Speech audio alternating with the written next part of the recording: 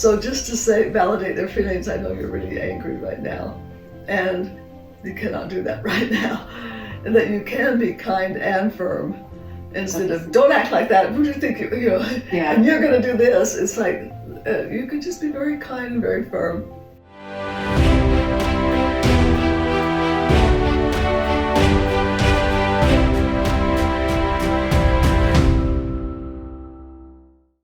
First, thank you very much, Jane Nelson, for sitting with me and just having a conversation, because you've accomplished so much since 1980s, but I bet you began way earlier than that. Well, the book was published in 1981, The Positive Discipline, because I didn't know how to parent, and I just, of course, in those days, there were two options: you punish or you're permissive. So I would be permissive. I actually enjoyed that more, but then my kids got spoiled and it wasn't much fun. So I said, oh, I don't want that, so I better go be punitive, and I didn't like that. Do you know what's interesting now is one of the things that we hear the most when people say, well, I was punished and I turned out fine. And that was just, and it's true. Were you punished? I was definitely punished. Yeah, and look how great we turned out. And that to me is not even the point. We could share all our scars from those times too, which it is true. But it's like, I like to ask people now, do you enjoy punishing? Because if you enjoy punishing, you did not turn out fine. And most of us did not enjoy punishing, but we don't know what else to do. And so I was just so lucky that I took this child development class. And the professor on the first day said, we're not going to teach you a bunch of theories. We're going to teach you one theory and how to apply it in practical ways that really help children learn self-discipline and responsibility and cooperation and problems. And, I thought, that sounded good. But I also have to tell you, I'm what I call an obnoxious learner. And what that means, yes, but what if? And because sometimes it's hard to make that paradigm shift when you really believe that there's only punishment or permissive. That's all you know. Exactly. And so sometimes I would try this. I should say that it was based on the work of Alfred Adler and Rudolf Dreikurs. And Dreikurs had written the book Children the Challenge, which I really loved still today. But the one thing that frustrated me a little bit about it was that it had a lot of information about what not to do because of the long-term results for kids, and that even though we turned out fine, that we still have these feelings of insecurity and doubt and shame and all that kind of stuff. And so the one thing I wanted to do is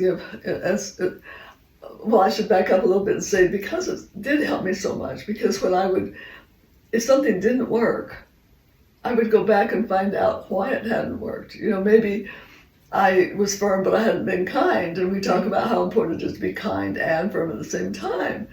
Well, when you've been the extreme of one or the other, it's really hard to know what that means. And I'll give a hint right now. That's why we love one of our parenting positive discipline sayings, connection before correction. So just to say, validate their feelings, I know you're really angry right now, and you cannot do that right now.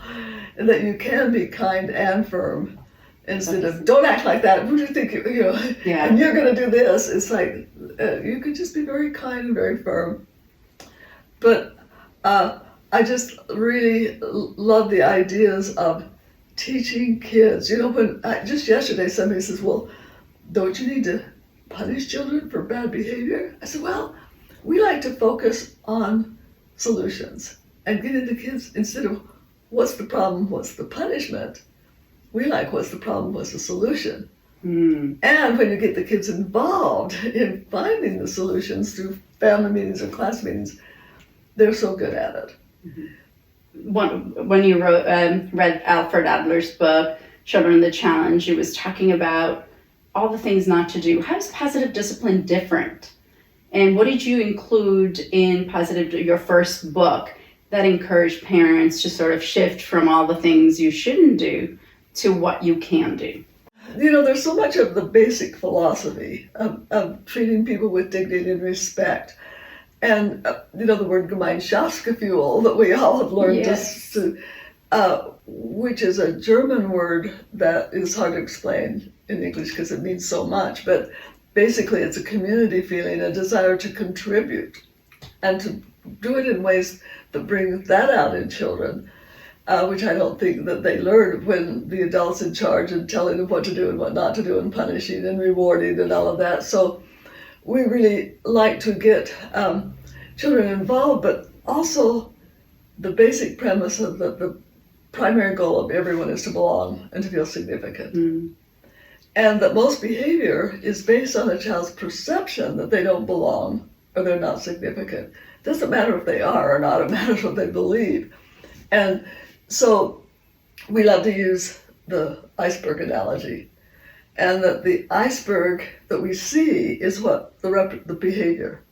But underneath that is what we don't see is the reason for the misbehavior, which is usually, as Strikers and Adler discovered, based on 4 mistaken goals or mistaken ideas about how to find belonging and significance. So these are the things that children, when they have done something, this is a belief that, or these are the behaviors they go to. These are the 4 go-tos? Like categories. Okay. Like there's the category of I'll belong only if I get undue attention. So it's the child who seeks undue attention. And because everybody wants attention, we're not saying attention is bad, but when it's undue, it means it's annoying, it's not productive.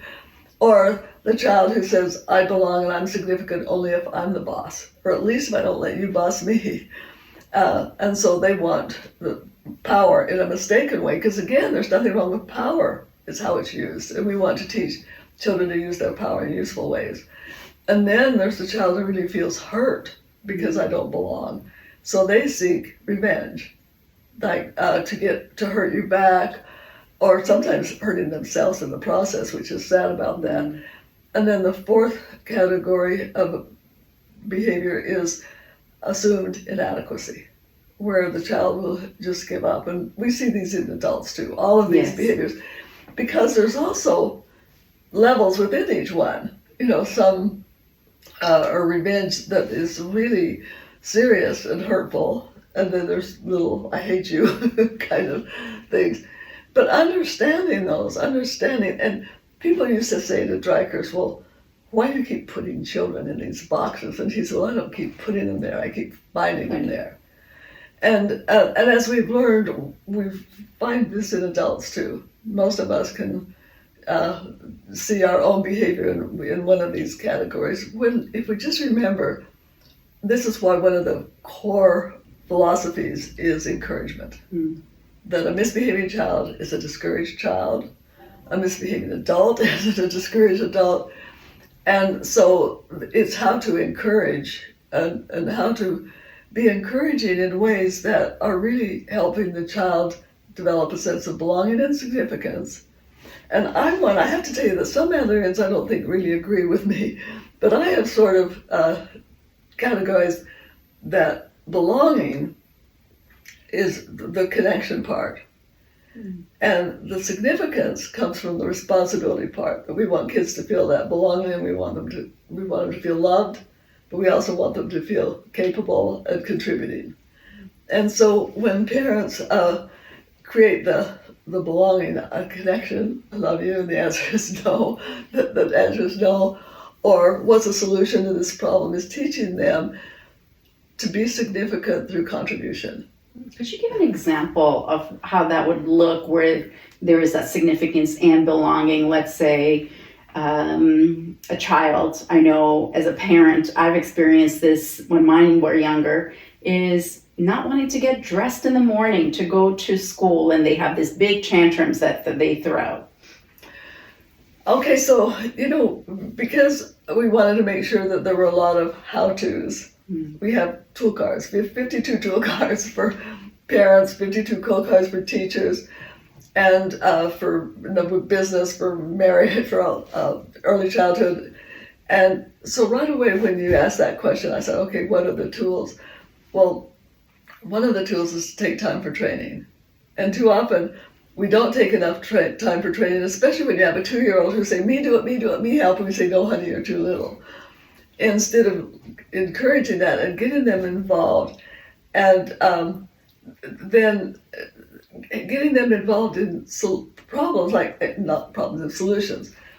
For example, chores. Yes. Get children involved in having a, this is one, when people say, what is your favorite tool? I always say family meetings or class meetings. I truly believe that if every school was having class meetings at least 3 times a week, I've finally given up saying 5 times a week. Things happen. 3 times a week, so that they're practicing solving problems together and choosing the problems, that we would have peace in the world.